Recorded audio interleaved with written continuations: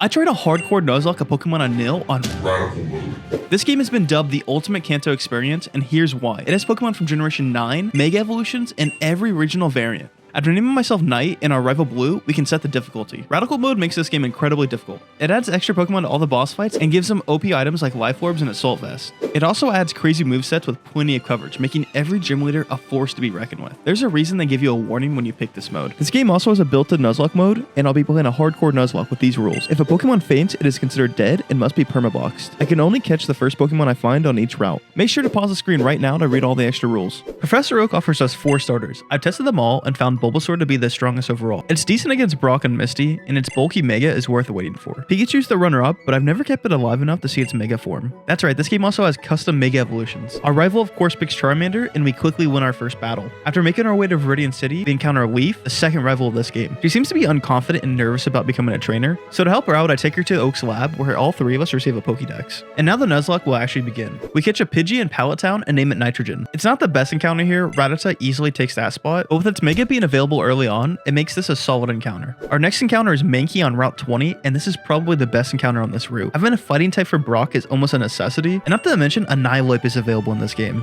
On Route 2, I decided to fish and I got a Choodle, which again is a wonderful encounter. With early game Intimidate and Shell Armor once it evolves, this thing will easily find a spot on our team. I also fish in Viridian City and I got a Dewpider, who's okay. Funny thing is, after reviewing the footage, I straight up skipped my encounter on Route 1 for some reason, which sucks because it was a guaranteed Barbosh, who was incredible for Brock and Lieutenant Surge. But hey, it happens. After getting all my encounters, I make my way to a Viridian Forest, where I meet Leaf, who's too scared to enter. To give her some confidence, we decide to battle. Nitrogen easily takes care of her Pidgey, and I swap the Oxygen and knock out our Squirtle with a few Vine Whips. It seems our battle actually gave her enough confidence to enter the forest. In Viridian Forest, we encounter a Morwol, who is actually one of the better encounters here, and it later gets access to Spore, which you'll see me abuse plenty in this run. Though arguably Slackoff is the best encounter because you're able to trade Slacking for a random legendary. I only did this once for science where I received a Zamazenta, but yeah, if you're struggling, I recommend doing this. After making my way out of the forest, we grab another encounter on Route 2. Now, I know what you're thinking. You already caught Choodle on Route 2. And while you're right, this game actually adds extra areas for more encounters. As you can see, I got a Choodle on Route 2 South and Bunnelby on Route 2 North.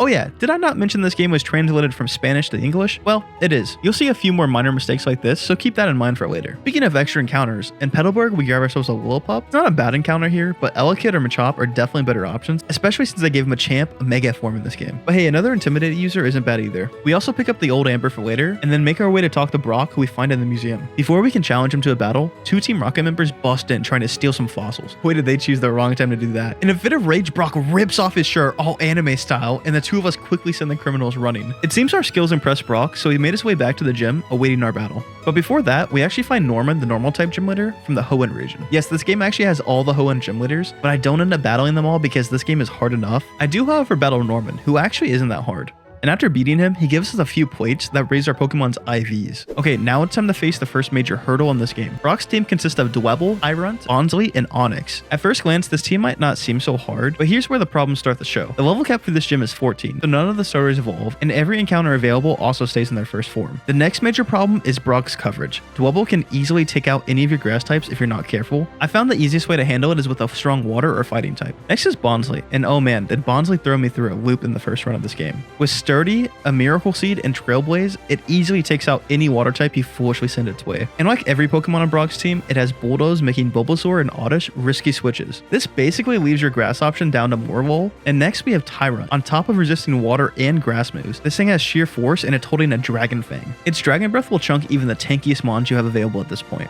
And because it has mixed attacks, Intimidate isn't even an option. You need to get pretty lucky to beat this thing. I've had the most success with Mankey, Machop, and Barbosh. Onix is honestly the least threatening to Brock's team, but with Sturdy and a Muscle Band, its Bulldoze does decent damage. Usually your best option here is a water type like Choodle or Barbosh. I lost runs 1, 4, and 7 to this team.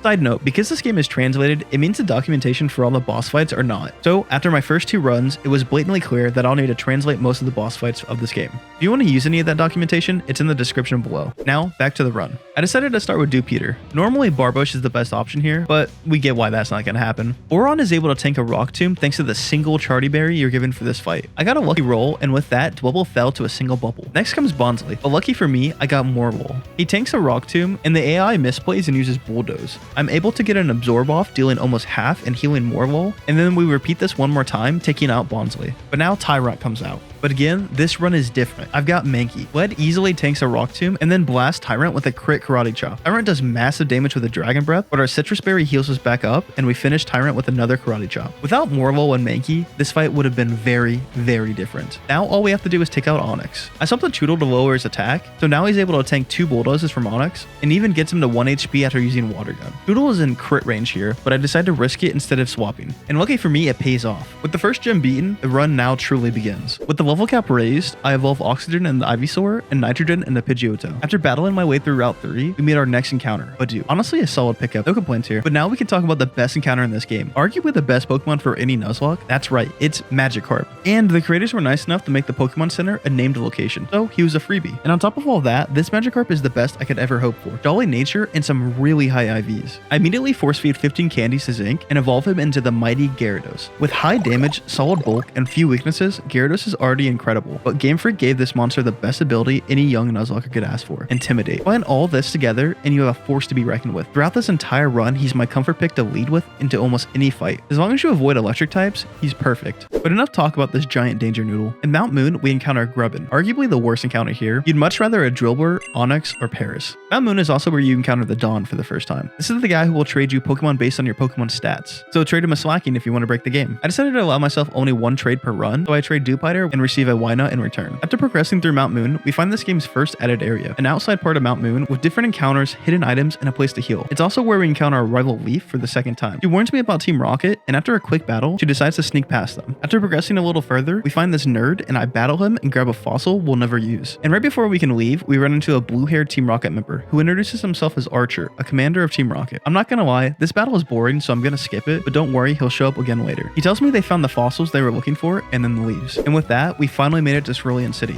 And you know what that means. It's time for more encounters. We got Sandshrew on Route 4, and this is decent. After barging through this old man's house, we caught a frog in his backyard. Krogak is decent, but Wattrel would have been amazing here. But now it's time for our first serious rival battle. This fight is not too bad, but there are some things you should look out for. Most importantly, his Raticate has Thunderfang and Hyperfang. This early on, not many Pokemon can 1v1 this thing, and with Thunderfang, you can't rely on Gyarados. I recommend strong early game Pokemon like Diggerbee, Nidoking, or Nidoqueen. I actually lost my second run to this battle, but this run is different. I lead Diggersby, and Oko blues Pidgeotto with a Rock Tomb. Next, his Charmeleon comes out, so I send a Choodle to lower his attack and take him out with a few Water Guns. It's now time to face the monster himself. I swap to Diggersby and take a bite. Raticate outspeeds, but lucky for me, Hyperfang misses, and Double Kick takes Raticate down to red. With Quick Attack, Raticate falls, and Blue sends out his final Pokemon. Kadabra easily falls to 2 Quick Attacks from Diggersby, and now the battle is ours. After that, it's time for the Golden Bridge Gauntlet. Thankfully, it's not that bad in this game, so we easily make it through and receive a nugget from this pesky Team Rocket recruiter. And now we can get our final encounter before Misty. And here we get Uranium the Abra. Honestly, this is probably the best encounter. Alakazam is available at level 45, and I don't think I need to tell you how good he is. Other notable encounters are Luxio, who's probably the strongest electric type you have access to at this point, excluding the buffed Pikachu starter, and Bleasel, who has access to powerful moves like Jet Punch and Thunder Punch. I'd still argue Abra is the best here for its late game strength. After catching Abra, we make it to the lighthouse where we find Misty. It seems our mere male presence scared off our friends, and Misty calls us a pig. I'm not making this up, I swear. After explaining I'm actually just here to challenge her, she leaves and awaits my arrival at her gym. Okay, all jokes aside, Misty is a serious run killer. I may have lost more runs as Brock, but Misty has crippled plenty of my past runs, easily taking 3 or more of my Pokemon. What makes this man-hating redhead so difficult? Well, allow me to explain. Her team starts with a Drizzle Politoed holding a Damp Rock, and it's so early in the game, you have no way of changing the weather. So that means you have to deal with 8 rounds of rain. Now that alone isn't so bad, but the real problem is her coverage. Every member on her team has an Ice type move, basically begging you to show up with an unsuspecting Grass type. And on top of that, she's a Floatzel, a Pokemon that doesn't even evolve at this level cap. It has Swift Swim and can do some serious damage to Grass types with Ice Punch. Well, okay, just bring an Electric type then, you're probably thinking. And yeah, I'd love to.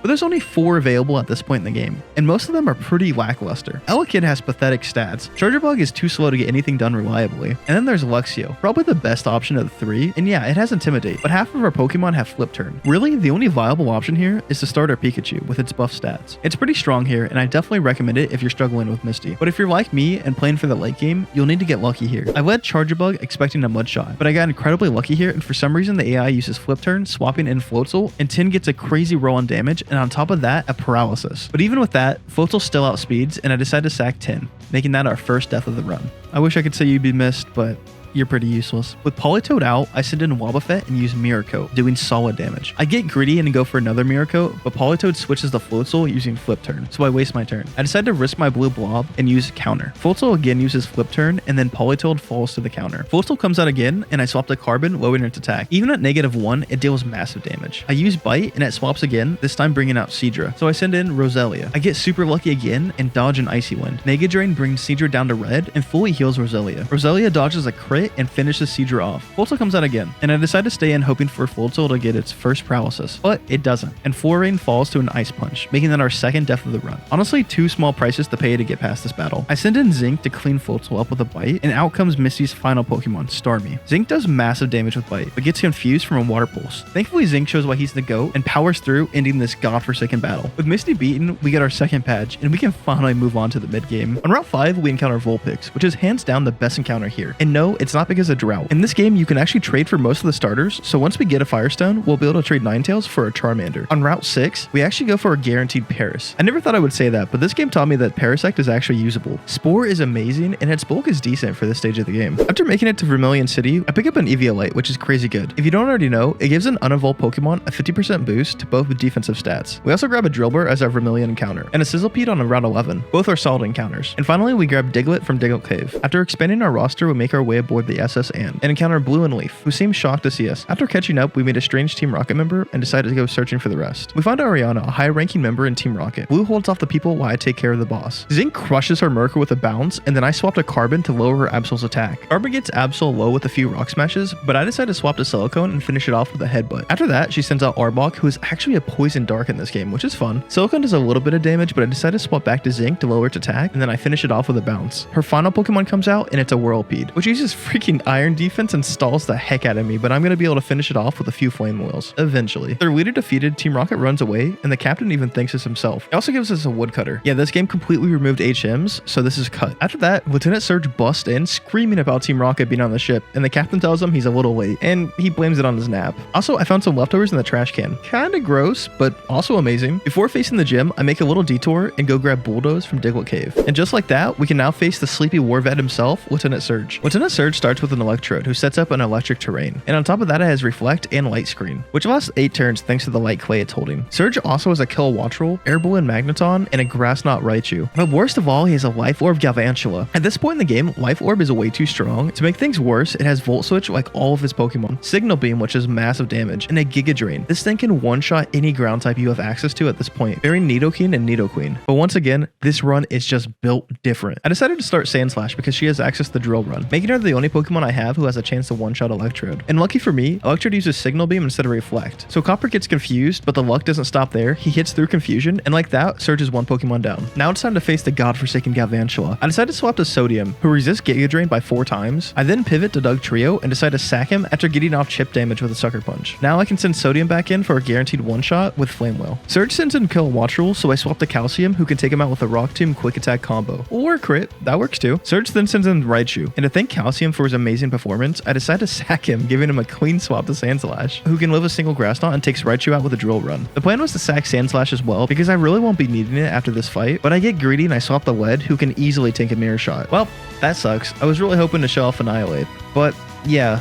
Let that be a lesson. Don't get greedy and understand the value of your Pokemon. I basically traded a hammer for a rock. After sulking for a bit, I swapped to Sodium, who finishes Magneton with 2 Flame Wheels. And with that, we did just earn our 3rd gym badge. It could have been a lot cleaner, but I'm just happy we survived. With the level cap now raised, once again we can finally evolve our starter and a few others. On Route 9, we encounter Cutiefly, which is okay. But we also find a Firestone, so we can evolve Vulpix and head back to Cerulean. And now with Gold fully evolved, our team is looking pretty strong. But I didn't stop there. I decided to EV train him. I maxed out his attack EVs and raised his speed a little bit too. After making my way through Route 10, I encounter Lorelei of the Elite Four. She asks me about Team Rocket and then rides away on her Lapras. On Route 10, I grab an Electrike. It's a decent encounter, but sadly his Mega is locked to the postgame. After that, we find Leaf blocking the way to Rock Tunnel. She seems sad that she didn't have the courage to help against Team Rocket and wonders if she's cut out to be a trainer at all. To test her resolve, she challenges me to a battle. I lead with Uranium, who takes out her Primate with a single Psybeam. I then switch to Carbon to avoid her Wartortle's Dark Pulse, and I use a Workup and take it out with a Takedown. Next, her Eviolite holding Eevee comes out, and this thing manages to tank a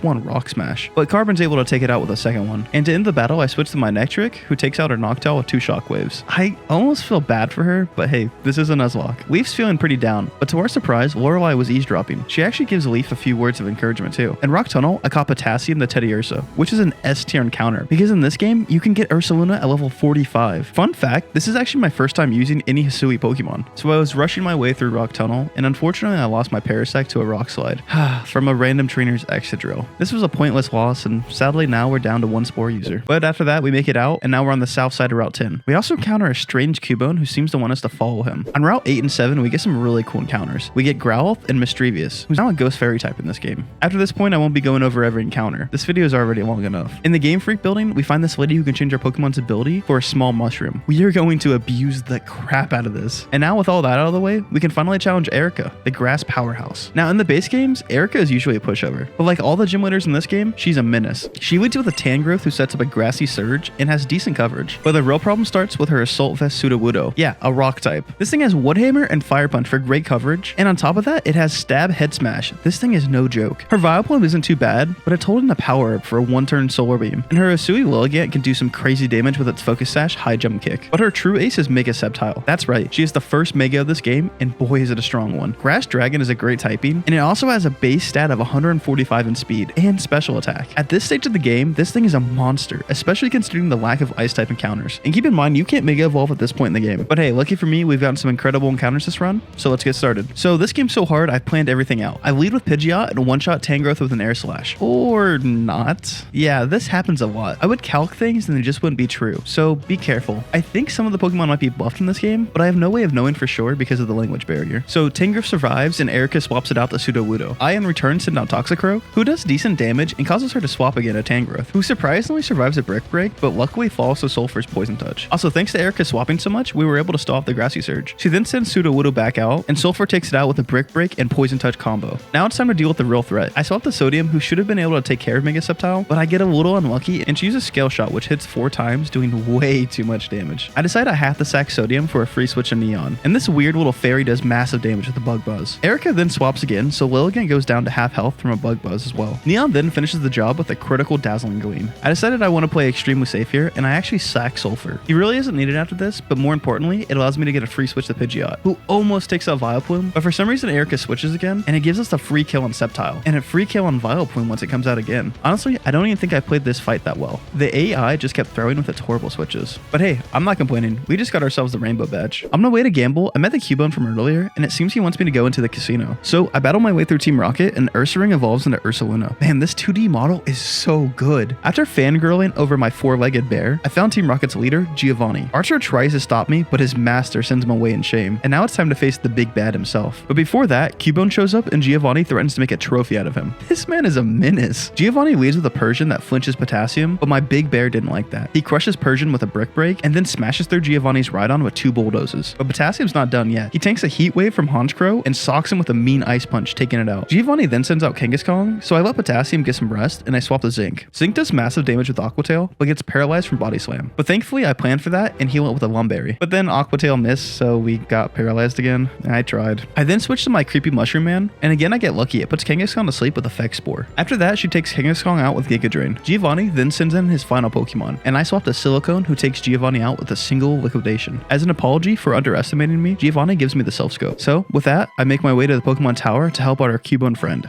Once I make it to the top of the tower, I find Mr. Fuji, who's being questioned by Team Rocket, but before I can help him escape, this old samurai comes in. After calling me a squirt in what felt like a really demeaning way, he then introduces himself as Commander Urano. This old dude actually claims to be the first member of Team Rocket, and then he shows me his ID badge, which backs his claim. I love that this evil gang just had laminated badges since its creation, and the fact that this dude is so proud of his just makes me smile. Urano screams at me and even curses, yelling at me to leave. I'm not scared that easily, so it's time to battle. I lead with Silicone to face his Scyther, who sets up with a Sword Stance, but thankfully Rock Team doesn't miss and Scyther falls. Urano then sends out Heracross, so I swap the Pidgeot. Annoyingly, he uses U-turn and sends in the one Pokemon Pidgeot can't take care of. So I swap again to my big Mushroom. And again, this dude uses U-turn, swapping back to Heracross. I decide to stay in and use Moonblast, which takes care of Heracross in 2 turns. Kabutops then comes back out, and to be honest, I got really greedy here. I did not need to go for Giga Drain. Thank God I'm never punished, and my Shroom takes out Kabutops. His last Pokemon is Pinsir, and it's actually the second Mega we've seen in this game so far. I decided to get some value out of Sandslash and swap it in. It actually tanks a hit from Mega Pinsir pretty well, and then even tanks an area-like quick attack, and takes Pinsir out with a single rock slide. Dang, Sandslash actually earned his keep. With the old geezer defeated, he still doesn't back down. He even threatens to call on some Team Rocket reinforcements. But just before he does, Blue and Leaf show up and explain how they both defeated the grunts. Blue even compliments Leaf for helping. Wow, is that some actual character growth I'm sensing? Now with Team Rocket defeated once again, Mr. Fuji takes the three of us back to his house where he explains his involvement with Team Rocket. He talks about a strange Pokemon named Mew and how he led a team of scientists who set out to clone this creature. It seems they were successful. He says the Pokemon was far too powerful to be controlled and it escaped to hide away somewhere. And it seems Team Rocket desperately wants to find this Pokemon. And after that major lore drop, we get a Pokeflute for a good deed. Now we can catch Snorlax. Woo! After grabbing our Snorlax, we find ourselves in a new city called Maringo Town. It's pretty cool. There's a ranch here and a whole lot of berries. After exploring a bit, we encounter Octillery, who goes straight to the box, and we also encounter Blue once again, who wants to battle. But before we can, we're interrupted by Agatha of the Elite Four. She challenges us to a double battle, but Blue declines, saying he only wants to get stronger by himself. Not gonna lie, kinda glad. She offers me a great reward if I can beat her in battle, and promises to hold back. I go to Zinc, who gets off a massive crunch. Now normally this would kill Bayonet, but it's actually holding an Eviolite. And yes, that means they added an evolution to this game, but I actually never saw it. Agatha then swaps to Mischievous, who also takes a bunch of damage, and then falls to another crunch. Next, her Gengar comes out, and this is super scary, because this thing is about to Mega Evolve, meaning I only have one chance to swap. I decide to play it a little risky and stay in with Gyarados, but luckily he's super tanky, so I take Gengar out with 2 crunches. With her ace gone, the battle's already over, and as promised, she gave us a reward, and it's actually amazing. She gave us a Mega Ring and a Mega Stone for Venusaur. I can't believe this is optional. And right after that, we find a cool shopping center that sells a whole bunch of Mega Stones. They even have stones for Kinkler and Butterfree, who evolve into their Gigantamax forms. For now, I only buy the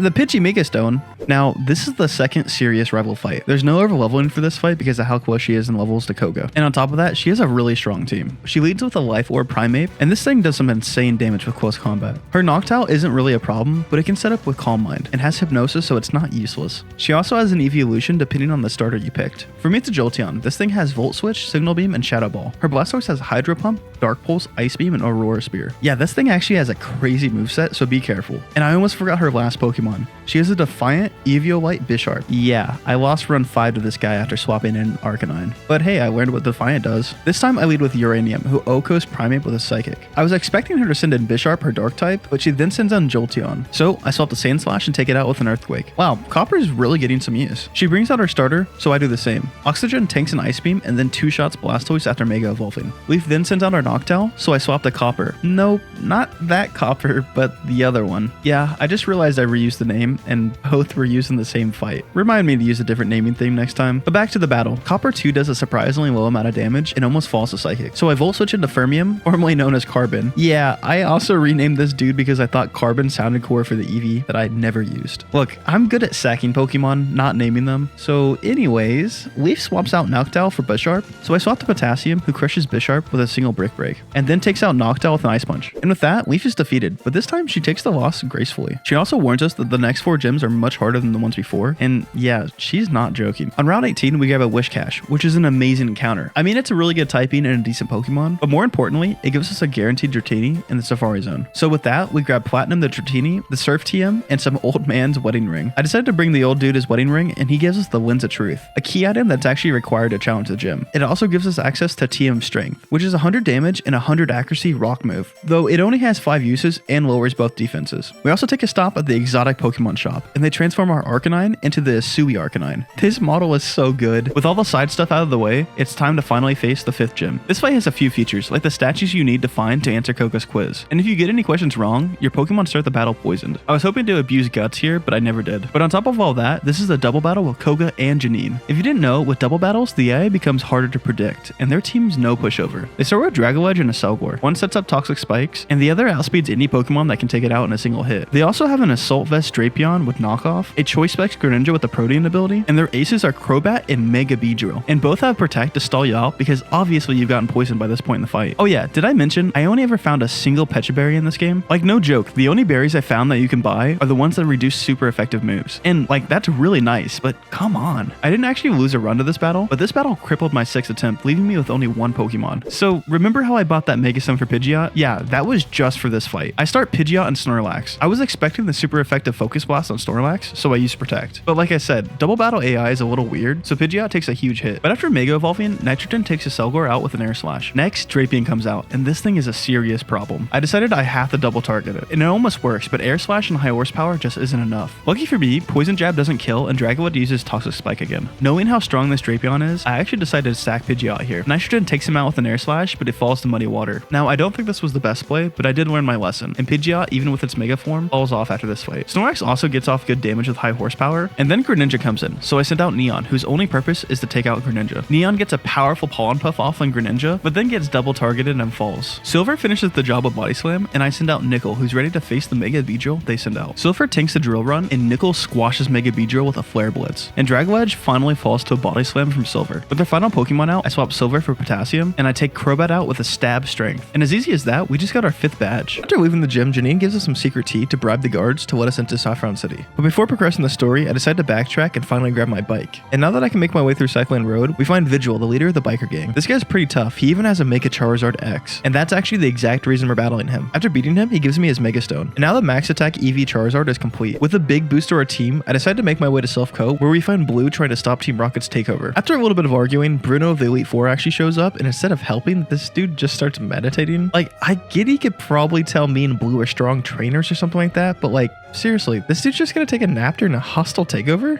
Anyways, after reaching the 4th floor, I meet Archer once again, and this time he's not messing around. His Weezing somehow tanks a Twisted Spoon boosted Psychic from Alakazam, and then sets up Toxic Spikes. However, it does fall to a second Psychic, and Archer sends out his Grimmsnarl, so I switch to Oxygen. I then Mega Evolve Venusaur and use Sludge Bomb, taking out the Prankster. Next, Archer sends out his Crobat, so I swap again, this time to Arcanine. The Crobat does get a free Nasty Plot off, which is scary, but lucky for me, Arcanine tanks a +2 Sludge Bomb and takes it out. Archer then sends out his final Pokemon, and for some reason, I risk the crit here, but again, I'm never punished, and Ursaluna takes Houndoom out. With Archer defeated, he gives me a key card, but it turns out I'll need a second one. Surprise, surprise, Ariana has the second key. So I lead with Gold and actually Mega Evolve him for the first time. I break through Absol's Focus Band with Dragon Claw, and after finishing it off, Ariana sends in Scolipede, who falls to a Flamethrower. Next up is Honchkrow. Gold actually tanks a critical hit from it and almost takes the big bird out, but I'm not risking my Mega. I decide to swap to Arcanine, getting a free switch into Sucker Punch. I then use Extreme Speed to take out Honchkrow because of its higher priority. Ariana then sends out our Arbok, and it lowers Arcanine's attack, so I swap to Ursaluna and take it out with a Bulldoze. And as easy as that, we now have both keys. After getting both keys, I actually go back to the Pokemon Center to prepare my team to face Blue. So for some reason, he challenges me during this serious moment. Like, really, why does no one in this universe care about innocent people? Anyways, I have to battle, so I do. I lead with Nickel, who brushes off an Air Slash and KOs Pidgeot with Strength. Dude, having a 100% accuracy rock move is so nice. Blue then sends in Gyarados, so I match with my own. Zinc does some crazy damage with Strength, and then Blue's Gyarados falls to its own Life Orb. Next, he sends out his Heracross. So I swap to Copper number 1, and I actually sack him here. He lived longer than I expected. Rest in peace, Copper number 1. Now, with the free switch to Nickel, I outspeed and take Heracross out with a Flare Blitz. Blue then sends out his Alakazam, so I use Protect to see what move it's going for. I then switch to my Dusclops, who, by the way, I caught in Pokemon Tower. Side note, did you know Eviolite Dusclops is infinitely better than evolving it? Pretty cool, huh? So Titanium tanks 2 Psychics and breaks Alakazam's Focus Band with a Shadow Punch. Blue decides to swap the Charizard, so my Shadow Sneak does minimal damage. After that, I swap the Silicone and take the False Gold out with a 4 times effective Strength. Blue sends out his Alakazam once again, and I'm really scared of a Focus Blast here, so I swap the Fermium, fully expecting to sack him. But instead, Alakazam actually uses Psychic, but the plan still stands. I have to sack, but somehow this thing dodges Alakazam's Focus Blast and survives again. Man, I really feel bad for renaming you. With our rival defeated, he makes his way to confront Giovanni, but by the time we make it there, the battle's already over and he runs off. I never thought I'd say this, but I actually feel bad for Blue. But hey, now it's my turn. Now, this fight is no joke. I'm not gonna go over his full team here, but as you can see, it's pretty strong. The biggest issue is Mega Kangaskong. I mean, this thing was an Uber after all. It can kill almost any of your Pokemon, and it's pretty damn tanky too. This is actually where I lost run 6. You know, the run where I had a Zamazenta? Yeah, that loss sucked. Still a little bitter about that run. Okay, fearing this battle, I did decide to use a dirty strat. I lead with my Mushroom guy, and I put Persian to sleep with Spore. I then switch to Excadrill and use Swords Dance to double my attack stat. Persian then wakes up and uses U-turn, swapping to Rhyperior, who actually survives a Brick Break but falls to an Earthquake. Next is Nidoqueen, who falls to an Earthquake, and then Steelix, who falls to another Earthquake. Next is Nidoking, and I think you get the idea. He falls to a single Earthquake. But now we have to face the real problem. Mega Kangaskong actually outspeeds Excadrill, so I swap to Ursaluna. Even a 2 times effective Brick Break isn't enough to take this thing out, so I decide the safest play is to risk the crit. And again, we actually get lucky and dodge it and take the monster out with a second Brick Break. Giovanni then sends out his final Pokemon, so I swap to my Mushroom, hoping to put it to sleep. But this fails because it gets paralyzed from Effect Spore and leaves me on 2 HP from a crit. So I swap to my dog and take the cat out with 2 takedowns. After beating him, Giovanni whines a little bit, but then he says he's already got what he came for, a Master Ball. And speaking of Master Balls, I guess this old dude is just handing them out because he gives me one too. And with that out of the way, we can now fight Sabrina. Sabrina is an interesting fight. She has very few gimmicks and relies more on her team's raw power. She leads with a Fargarith?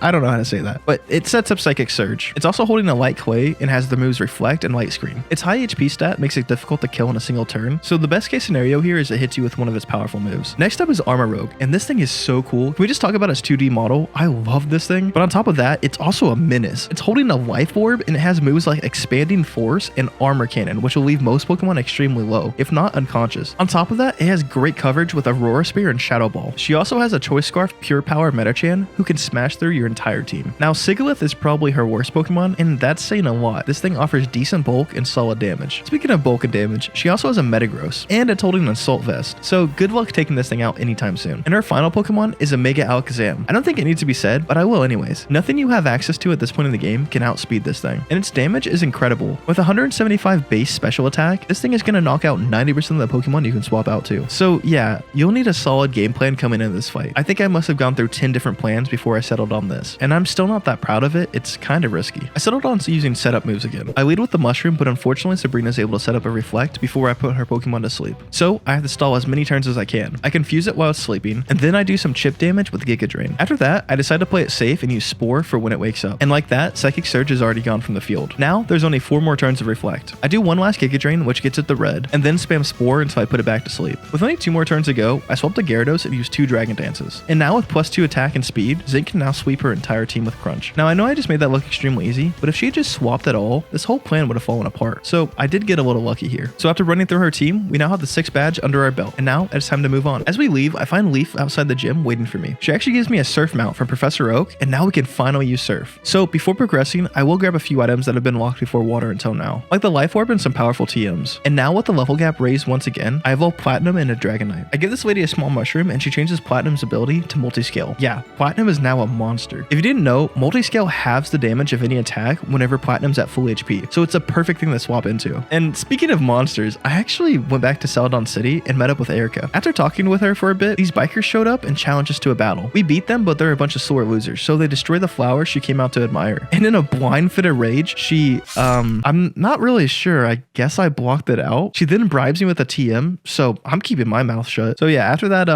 interesting moment, I make my way to Cinnabar Island. I then meet Blaine, who tells me I need to find out why Team Rocket is in the Pokemon Mansion. And when I do, then he'll let me challenge his gym. Kind of feels like he shouldn't be blackmailing a child, but hey, I need the badges. So I explore the mansion, catch a Weezing, and eventually stumble upon Team Rocket's final commander, Surya. She seems to be a bit of an airhead, but her team is no joke. She leads with a Misty Surge Wigglytuff, but it quickly falls to Oxygen after he Mega Evolves. She then sends out her Assault Vest holding Galarian Rapidash, and I set up Leech Seed and then slowly take it out with an Earthquake. And with that, Rapidash falls. And so does the Misty Terrain. Once her Togekiss comes out, I swap to Potassium and hit it with an Ice Punch. And for some reason, I risk another crit and hit another Ice Punch before swapping to Zinc, who's able to take it out with 2 crunches. Lucky for me, Zinc can one-shot Ticketsong with E-Quake, so I can swap him out later. And now her final Pokemon comes out. Madeable is an evolution of Mawile. So instead of giving Mawile its Mega Evolution, they just gave it an evolution with the same sprite. So this thing's kind of a monster. It has increased stats, Intimidate, and it's holding a Life Orb. Now, that's cool and all, but I have this guy called Iron, and he's pretty cool too. So with his Rocky Helmet and E-Quake, he finishes this beast off quickly. Right after our battle ends, one of the grunts actually finds the Psycho Radar, and that's what they were looking for. They then disappear with what I guess was the move Teleport. After that, I leave the mansion and tell Blaine what I learned. He tells me the device is used to track psychic energy, and that Team Rocket must be using it to find Mewtwo. And now it's time to challenge Blaine,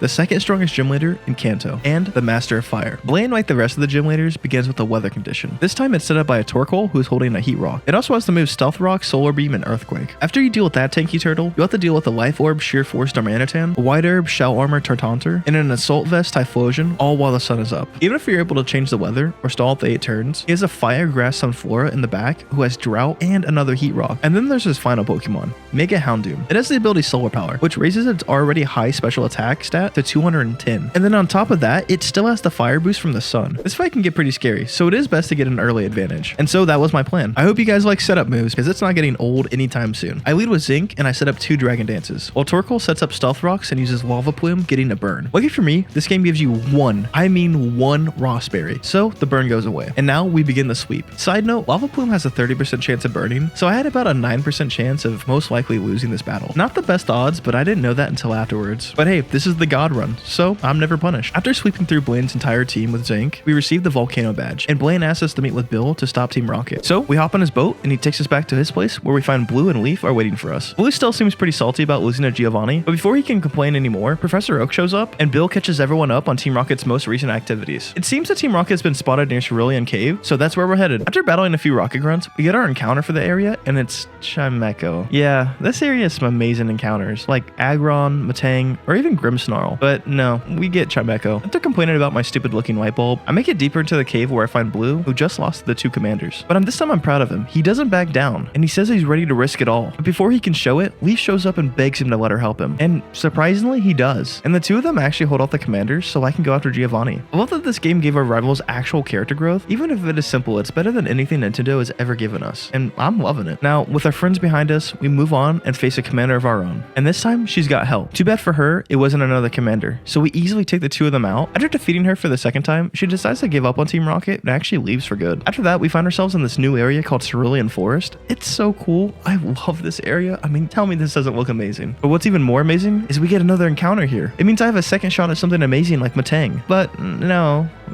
we got a Mushirima. To the box with you. After even more disappointment, we encounter an actual horde of Team Rocket Grunts. But thank God Lance shows up with his Dragonite to chase them away, clear and Ipathic Giovanni. I really thought we were gonna have to battle all of them. Finally, we found him, and he's got Mewtwo in a corner, but we got here just in time. Giovanni says he wishes to battle me, but not as a leader of Team Rocket, but just a trainer who wants a good battle. He then rips off his suit, revealing his Arbok-sized arms, and now it's time to battle Giovanni one last time. He's not holding back now. He leads with an Assault Vest Tyranitar, setting up a Sandstorm. But luckily, we've got Cheese Strats. My funny mushroom dude uses Spore on T-Tar, and I swapped to Silicone and used Swords Dance, and Rock Polish. So now my attack and speed are both at +2. The reason I went with Silicone over anyone else is because early in the run, I changed his ability to Shell Armor, which avoids any and all crits, making him the safest option. And now the sweep starts once again. Tyranitar quickly falls to Liquidation, and then Rhyperior comes out. I hit once getting rid of its Focus Band, and that's actually one of the main reasons I couldn't use Gyarados. Stone Edge would one-shot him here. After that, Rhyperior or Nidoking fall, and out comes Kangaskhan, Giovanni's true ace. Even at a +2, Silicone doesn't do enough damage to one-shot Mega Kangaskhan, and so it falls to a Thunder Punch. Rest in peace, soldier. After checking Zinc's stats, I know he'll outspeed, so I send him in to finish the job. No, God! Oh yeah, this happens a few times in the run. My calculator could have been wrong or something, but after it happening so many times, I think the game has some bugs, either with the stats or they for some reason buffed this monster. I don't really understand. Either way,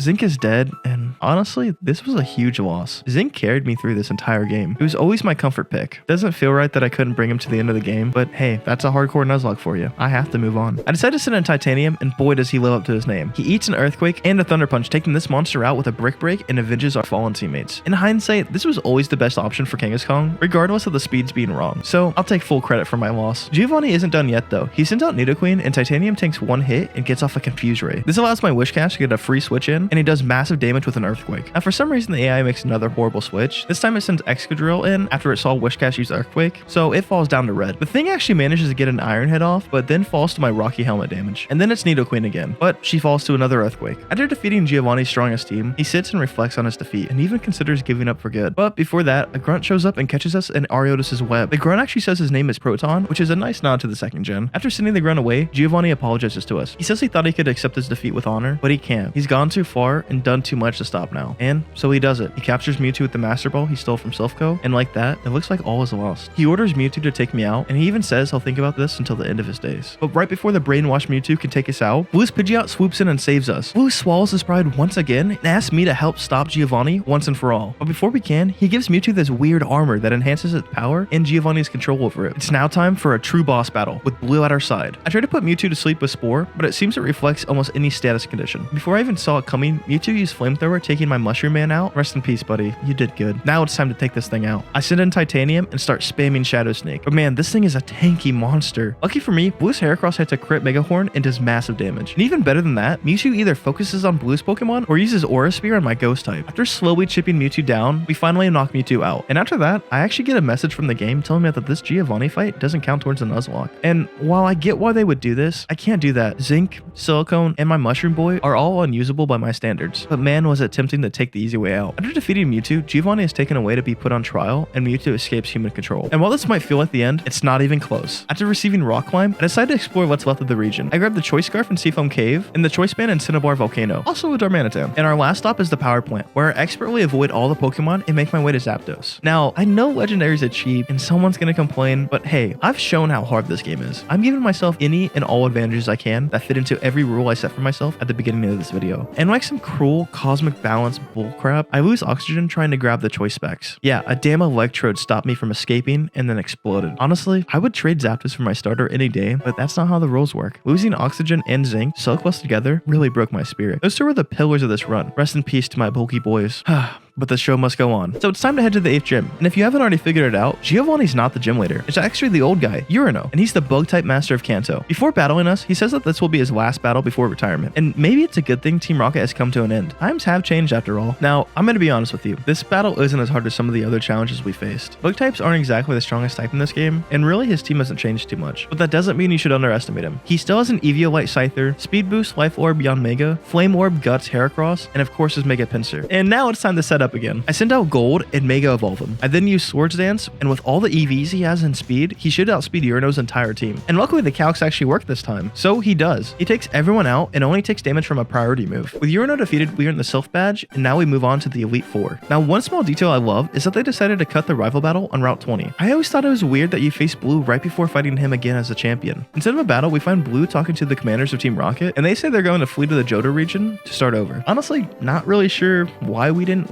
arrest them or something, but alright. Also, instead of Victory Road, we need to make our way through Mount Silver, which is so awesome. We make it to the end where we find Leaf waiting for us. Leaf talks about our journey and all the trials we faced. She then challenges me to one last battle. Now, Leaf isn't a second-rate rival. You could argue that our team is stronger than Blue's, so we have to give it our all. I lead with Uranium, and he's able to one-shot Leaf's awesome-looking Annihilate thanks to the choice specs he's holding. Her Jolteon comes out next, so I swap to Potassium and take it out with a powerful Earthquake. After that, she sends out her starter, and with Oxygen gone, this thing is trouble. I switch to Weezing, hoping to use a Destiny Bond, but Mega Blastoise is just too much, and Weezing falls in its first ever battle. But it gets me a clean switch to Florium. But even with a Magnet, he can't one-shot Blastoise. Thank God he barely survives this crit Dark Pulse from Blastoise, and he finishes off the Mega with another Thunderbolt. Playing it extra safe, I swapped to Nickel, who easily takes out Leaf's Noctowl with Strength. Next, she sends out her Snorlax, so I swap to Potassium, who unfortunately gets paralyzed. So I switch to Lithium, and he actually gets his first knockout with Superpower. Now, it's time to face our final Pokemon, King Gambit. If you haven't kept up with Pokemon, this thing is an absolute monster, but with its 4 times weakness to fighting moves, Lithium's Superpower brings it down to 1 HP due to its Focus Band. And then Lithium falls to an Iron Head. Now I know, I could have played this way better, but this late in the game, I can sack anything that's not coming to the Elite Four. With Lithium's sacrifice, I get a free switch to Nickel, and I finish the battle. After Leaf's defeat, she tells me she's made up her mind, and she's going to wait to challenge the Pokemon League. Leaf has decided to explore the world, meeting different kinds of Pokemon and getting more gem badges. But before that, she's gonna wait and cheer me and Blue on. After our final battle with Leaf, we make it to another new town added in this game. Indigo City is a really cool design, and it has some awesome merchants. Some sell more Megastones, and others sell powerful battle items. I make sure to stock up on a bunch of these items, and I grab as many heals as I need to. But now it's time to assemble our final team for the Pokemon League. First up, of course, we have Gold the Charizard. With Oxygen gone, Gold has become our pseudo starter, and with this Megastone, he can output some insane damage. Next up is Uranium the Alakazam. They've helped us a lot throughout the late game, and with access to items like Choice Specs and Choice Scarf, they are incredibly useful for Bruno and much more. I've also decided to bring Nickel, the Hisui Arcanine, along. Now, having 2 fire types isn't ideal, but with his good bulk and access to stab rock moves, this makes him a solid choice. Our 4th choice is a no-brainer. Platinum the Dragonite is too good to leave behind. With incredible stats and the ability multiscale, he's almost always a safe switch in at full HP. And our 5th choice is Arsenic, the Lapras we got at Silph Co. It hasn't had time to shine, but with a new Mega Evolution in this game and incredible bulk, we had to bring it along. And now for our final member. I went through my box time and time again, but no one seemed to fit just right. Our newly acquired Metagross is always a great pick, but with the Uranium, he's only 2nd best. Aerodactyl is a great choice too, but with Arcanine's extra bulk, I felt more comfortable bringing him along, and 2 rock types is redundant. confident. Now, of course, Zapdos is never a bad choice. With incredible stats and good typing, I almost brought it, but I felt its uses were limited in this gauntlet. I really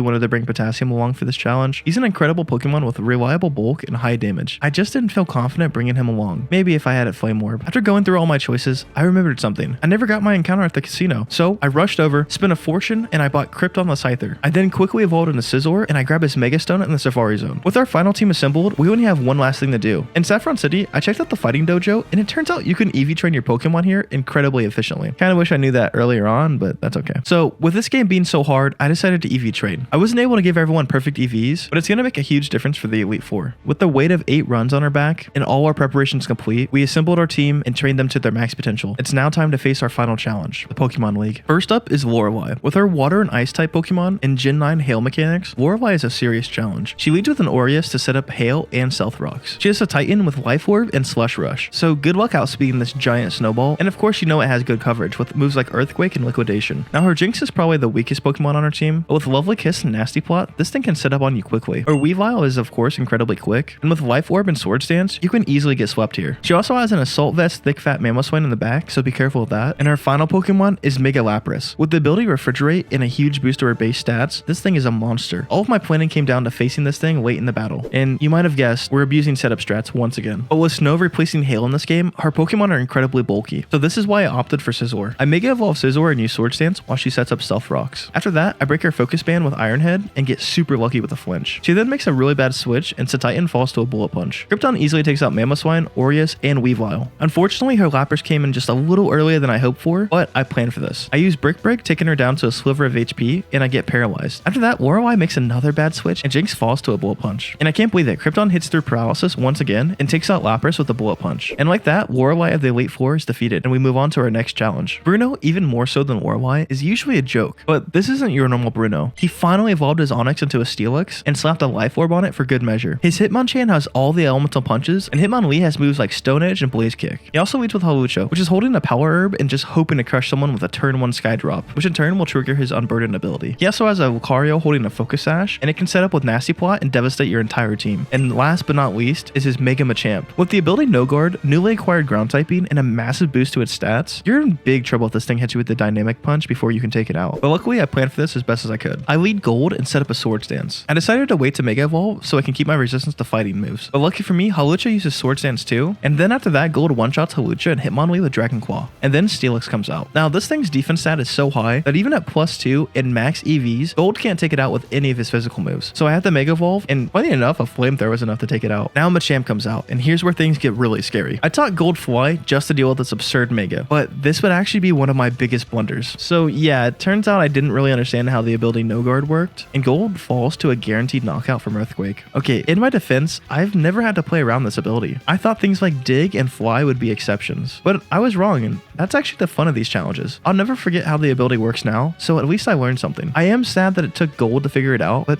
hey, the run's not over yet. I sent in Platinum and foolishly used Fly again. I think I just assumed it was a glitch. So Machamp's able to confuse Platinum, but thankfully he hits through it and takes Machamp out. Bruno then sends out Hitmonchan, and it has Ice Punch. So I decided my best option here is to risk Platinum and I hope he hits through Confusion. I click Fly and I hope for the best, but Bruno decides to switch to Lucario and Platinum actually hits, breaking his Focus Sash. I decide to let Platinum rest, and I swap to Krypton, who tanks an Aura Spear and finishes Lucario off with a Bullet Punch. Hitmonchan comes out again, and it really wants to hit Krypton with a 4 times effective Fire Punch. So that means I get a free switch to Platinum, and I take it out with another Fly. And like that, even though my plan almost completely fell apart, and we lost our pseudo starter, we beat Bruno, and we move on. Agatha, like all the Elite Four, has a strong team. She's a Ghost Fairy Mismagius that can set up with Nasty Plot, an Assault Vest Golurk with Iron Fist, a Flying Gym Crobat, and a Chandelure with Solar Beam that's holding a Power Herb. And I don't even think I need to bring up Mega Gengar. I mean, it has one of the most broken abilities in the game. And last but not least, she leads with a Dragapult, a pseudo-legendary Dragon Ghost type with 142 base speed. And it's even holding a Wide Herb so I can get off a free Draco Meteor. On top of that, it has great coverage with moves like Shadow Ball, Thunder, and Flamethrower. This thing hits hard and outspeeds almost any other Pokemon you have access to. But we planned for this. Uranium trained Speed EVs, and with a Choice Band, Shadow Ball will kill Dragapult. Holy shit. This is what I'm talking about. I calced this like 4 times. Uranium always outspeeds. It's not even close with the level level advantage and EVs. My only guess here is that maybe the late game battles have EVs, and on top of all that, this was a range to kill, so Uranium living this attack actually saved this run. So after that incident, Uranium takes the cheater out with a Shadow Ball, and Golvar comes out to my dismay. This is the only Pokemon Agatha has that Uranium can't take out with a Shadow Ball, and since he's choiced, my plan falls apart once again. But every good Nuzlocker has a backup plan. I switch to Platinum and hit the Iron Giant with an Ice Punch, taking it out with one hit. Agatha then counters me with her Fairy type Mismagius, so I switch to Krypton, who takes massive damage from Shadow Ball and was totally dead to a crit here. But after Mega Evolving, Krypton takes it out with a Bullet Punch. Agatha again counters me and sends out Chandelure, so I swap to Arcanine, risking yet another crit. But luckily Nickel outspeeds and takes the lamp out. With my plan shattered and my team low, Mega Gengar can easily end this run. But I have a decent plan for this. I swap to Arsenic and it takes a big hit and unfortunately gets poisoned. But in return, it lands a massive crit. But